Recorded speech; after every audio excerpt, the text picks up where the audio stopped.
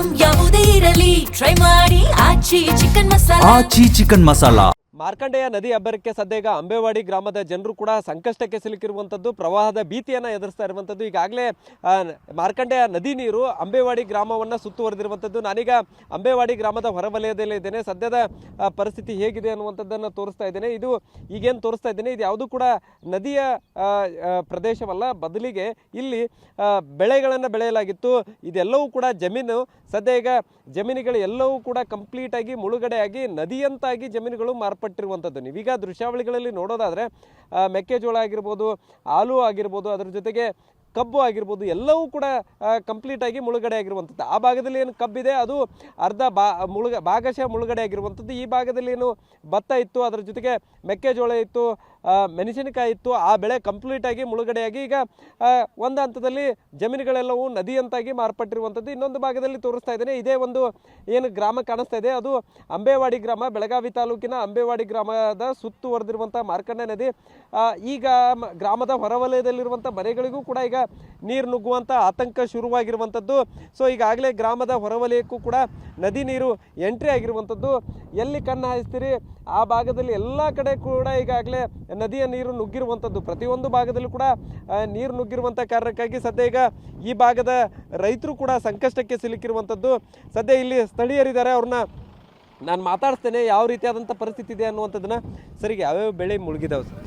ಇಲ್ಲೇ ಸರ್ ಭತ್ತೆ ಜಾಸ್ತಿ ಇರ್ತಾವ್ರಿ ನದಿ ಕಡೆಯಿಂದ, ಮತ್ತು ಕಬ್ಬರಿ ಸರ್ ಎಲ್ಲ ಪೂರ್ತಿ ಮುಳುಗಿಬಿಟ್ಟಾವೆ ಎಲ್ಲ ಸರ್. ಇದಾಗಿದೆ, ಹಾನಿ ಆಗಿದೆ ಎಲ್ಲ ಸರ್. ಮೆಣಸಿನಕಾಯಿ, ಮೆಕ್ಕೆಜೋಳ ಎಲ್ಲ ಸರ್ ಎಲ್ಲ ಇಲ್ಲೇ ಆಗ್ತಿದ್ರಿ. ಎಲ್ಲ ನೀರು ತುಂಬ್ಯಾರ, ಎಲ್ಲ ಬೆಳೆ ಹಾನಿಯಾಗಿದ್ದೇವೆ ಸರ್.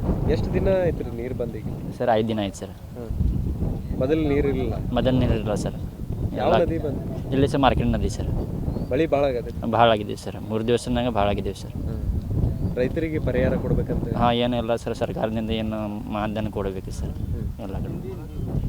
ಸೊ ಇದು ಸದ್ಯ ಈಗ ಈ ಭಾಗದ ರೈತರೆಲ್ಲರೂ ಕೂಡ ಈಗಾಗಲೇ ಸರ್ಕಾರಕ್ಕೆ ಮನವಿ ಕೂಡ ಮಾಡ್ಕೊಳ್ತಾ ಇದ್ದಾರೆ. ಇನ್ನೊಂದು ಭಾಗದಲ್ಲೂ ಕೂಡ ತೋರಿಸ್ತಾ ಹೋಗ್ತೇನೆ.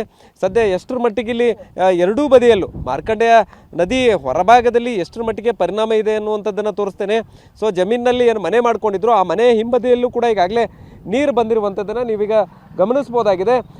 ಮಾರ್ಕಂಡೆಯ ನದಿಯ ಎಫೆಕ್ಟ್ ಎಷ್ಟರ ಮಟ್ಟಿಗಿದೆ ಅನ್ನುವಂಥದ್ದನ್ನು ಈ ದೃಶ್ಯಾವಳಿಗಳೇ ತೋರಿಸ್ತಾ ಇದ್ದೇನಲ್ಲ, ಇದೇ ಸಾಕ್ಷಿ ಆಗುತ್ತೆ. ಯಾಕಂದರೆ ಈಗಾಗಲೇ ಭತ್ತ ಕಂಪ್ಲೀಟಾಗಿ ಮುಳುಗಡೆಯಾಗಿ ನದಿಯಾಗಿಂತಾಗಿ ಕಾಣಿಸ್ತಾ ಇದ್ದರೆ, ಮತ್ತೊಂದು ಕಡೆ ಜಮೀನಲ್ಲಿದ್ದಂಥ ಮನೆಗಳಿಗೂ ಕೂಡ ಈಗ ಹಿಂಬದಿಗೆ ನೀರು ಬಂದಿರುವಂಥದ್ದು. ಇದೇ ರೀತಿ ಮಳೆ ಮುಂದುವರೆದಿದ್ದೇ ಆದರೆ ಬಹುತೇಕ ಆ ಮನೆಗಳಿಗೂ ಕೂಡ ಈಗಾಗಲೇ ನೀರು ನುಗ್ಗುವಂಥದ್ದು. ಇನ್ನೊಂದು ಭಾಗದಲ್ಲಿ ನೋಡ್ಬೋದಾಗಿದೆ, ಇದು ಯಾವುದೂ ಕೂಡ ನದಿಯ ಪ್ರದೇಶವಲ್ಲ, ಬದಲಿಗೆ ಜಮೀನುಗಳು. ಇವೆಲ್ಲವೂ ಕೂಡ ಇಷ್ಟು ದೊಡ್ಡ ಪ್ರಮಾಣದಲ್ಲಿ ನೀರು ಬಂದು ಜಮೀನಿನಲ್ಲಿ ನಿಂತಿದ್ದೆ ಆದರೆ ಸೊ ಬಹುತೇಕ ಒಂದು ಹಂತದಲ್ಲಿ ಬೆಳೆಗಳಷ್ಟೇ ಕೊಚ್ಕೊಂಡು ಹೋಗೋದಷ್ಟೇ ಅಲ್ಲದೆ ಜಮೀನುಗಳಿಗೂ ಕೂಡ ಭಾಳಷ್ಟು ಹಾನಿಯಾಗುತ್ತೆ ಅನ್ನುವಂಥದ್ದನ್ನು ಕೂಡ ಹೇಳ್ತಾ ಇರುವಂಥದ್ದು.